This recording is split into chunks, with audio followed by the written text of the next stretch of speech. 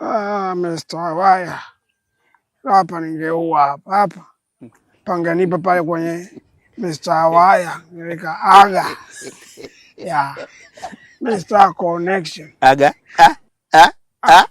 Wangu vipi? Wangu jemedali mwenyewe. Nilikuwa huko mbali na kusikia unaimba nyimbo ya mtoto wako bwana.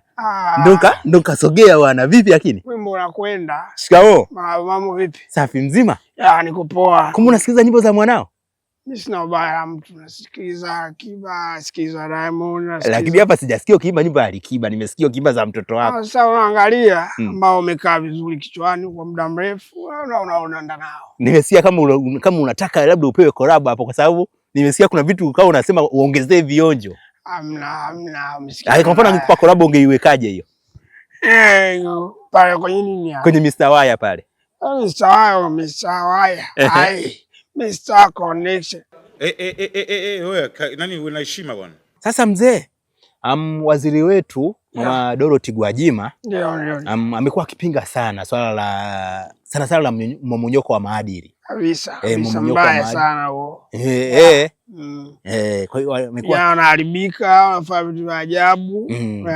Sana unakuwa kwenye umri mdogo unajua. Ndio. Sasa bwana mimi nikasema na wewe bwana uweke neno lako bwana kama sehemu ya kumuunga mkono waziri wetu. Uweke neno uambie hao vijana kuhusiana na swala zima la mmomonyoko, kutumia mitandao vibaya na vitu vingine kama hivyo. Wewe uzungumze kama baba kama babu yao bwana. Kabisa. Waambie, ongea nao. Ni vibaya lakini mimi nasema vijana acheni mambo hayo. Sifuatize vitu kama hivyo kwa sababu inaharibu mambo ya nchi ya.